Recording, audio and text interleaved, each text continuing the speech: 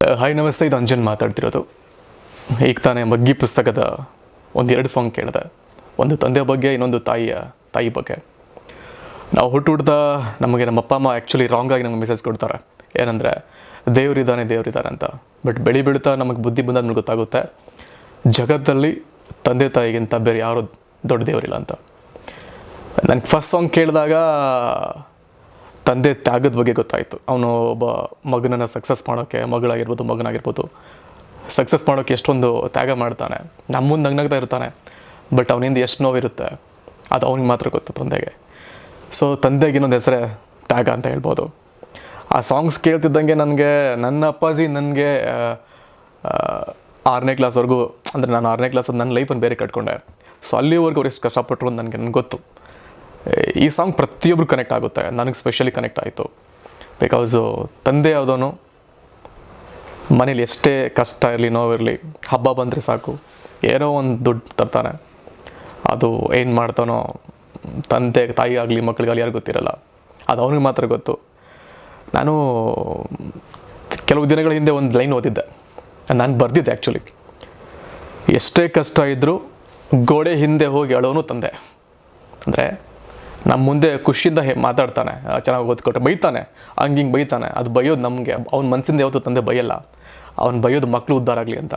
But ಎಷ್ಟೇ ನೋವಾದರೂ ಮಕ್ಳ ಹತ್ರ ಆಗಲಿ, ಹೆಂಡತಿ ಹತ್ರ ಆಗಲಿ, ಯಾವತ್ತೂ ಆ ನೋವನ್ನು, ಆ ಕಣ್ಣೀರನ್ನು ಯಾವುದು ಹಾಕಲ್ಲ ತಂದೆ. ಅವನ ಕಣ್ಣೀರಾಗೋದು ಒಂದು ಜಾಗ, ಮನೆ ಹಿಂದಿನ ಗೋಡೆ ಹಿಂದೆ. ಸೊ ಆ ಸಾಂಗಲ್ಲಿ ಎಷ್ಟು ತ್ಯಾಗ ಇದೆ ಅಂದರೆ ಅದನ್ನು ನಾನು ನೋಡ್ತಾ ಆ್ಯಕ್ಚುಲಿ ನೀವು ಸಾಂಗ್ ಬಿಡುಗಡೆ ದಯವಿಟ್ಟು ನೋಡಿ ಆ್ಯಂಡ್ ಶೇರ್ ಮಾಡಿ. ನಿಮಗಿಷ್ಟ ದಯವಿಟ್ಟು ಶೇರ್ ಮಾಡಿ ಸಾಂಗನ್ನು. ಆ್ಯಂಡ್ ತಾಯಿ ಬಗ್ಗೆ ಒಂದು ಸಾಂಗ್ ನನಗೆ ತುಂಬ ಕನೆಕ್ಟ್ ಆಯಿತು.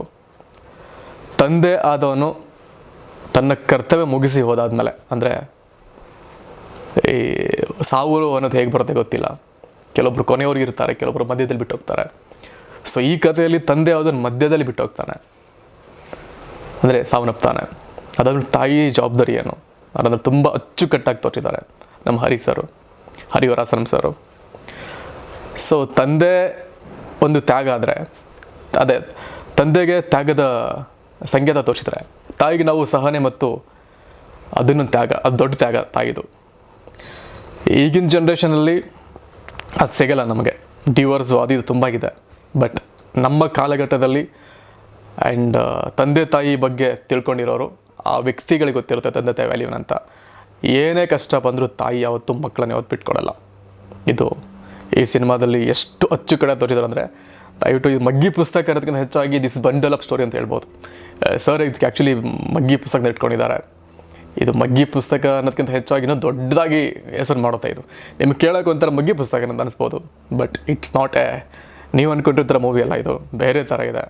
ಆ್ಯಂಡ್ ಮೇಕಿಂಗು ಅಂತ ಬಂದಾಗ ತುಂಬ ನೀಟಾಗಿ, ಎಲ್ಲಿ ನಿಮಗೆ ಫಸ್ಟ್ ನಿಮಗೆ ಫೀಲ್ ಬರುತ್ತೆ ಏನಂದರೆ, ಮಗ್ಗಿ ಪುಸ್ತಕ ಏನೋ ಡಾಕ್ಯುಮೆಂಟ್ರಿ ಸಿನಿಮಾ ಇರ್ಬೋದು ಅಂತ. ಬಟ್ ನೆವರ್, ಅದು ಅಲ್ಲ. ಇದು ಆ್ಯಕ್ಚುಲಿ ಬಿಗ್ ಸಿನಿಮಾ. ಅದೇ ಥರ ಕ್ವಾಲಿಟಿ, ಅದೇ ಥರ ಮೇಕಿಂಗ್ ಇದೆ. ಆ್ಯಂಡ್ ಮ್ಯೂಸಿಕ್ ಬಗ್ಗೆ ಮಾತಾಡಲೇಬೇಕು. ನಿಮಗೆ BGM ಅಲ್ಲೇ ಸಿನಿಮಾ ಎತ್ಕೊಂಡ್ಬಿಡುತ್ತೆ. ವಿಜಯ್ ಪ್ರಕಾಶ್ ಸರ್ ಒಂದು ಸಾಂಗ್ ಆಡಿದ್ದಾರೆ ನಿಮಗೆ, ಅದು ಬೇರೆ ಥರ ಸಾಂಗ್ ಇದೆ ವಿಜಯ್ ಪ್ರಕಾಶ್ ಸರ್ದು. ಆ್ಯಂಡ್ ಮ್ಯೂಸಿಕ್ ಮಾಡಿದ್ರೆ ನಮ್ಮ ಯಶಸ್ ಹೇಗಲೇವೆ ಅವರು. ಅಥವಾ ಆ್ಯಕ್ಚುಲಿ ಹೊಸಬ್ರು ನೋಡಿದ್ರೆ ನೀವು ಹೊಸಬ್ರದ್ದು ಫೀಲೇ ಬರೋಲ್ಲ. ಒಂದು 10 ಸಿನಿಮಾ ಮಾಡಿರೋಷ್ಟು ಎಕ್ಸ್ಪೀರಿಯನ್ಸ್ ಇದೆ. ಮ್ಯೂಸಿಕಲ್ಲಿ ಪಕ್ಕಾ ಹಿಟ್ ಇದು. ಹೇಳಿದ್ನಲ್ಲ, ದಯವಿಟ್ಟು ಡಾಕ್ಯುಮೆಂಟ್ರಿ ಅಂತ ಅನ್ಕೊಳ್ಕೋಬೇಡಿ. ಇದು ಪಕ್ಕಾ commercial cinema. But director point of view ಅಂತ ಅದನ್ನ ಮಗ್ಗಿ ಪುಸ್ತಕದ ಹೆಸರಿಟ್ಟಿದ್ದಾರೆ. ಇದಕ್ಕೆ ಬೇರೆ ಹೆಸರಿಟ್ಟು ಇನ್ನು ಬೇರೆ ತಗೊಂಡು ಹೋಗುತ್ತೆ ಅನ್ನೋ ನನ್ನ ಅಭಿಪ್ರಾಯ ಇದು.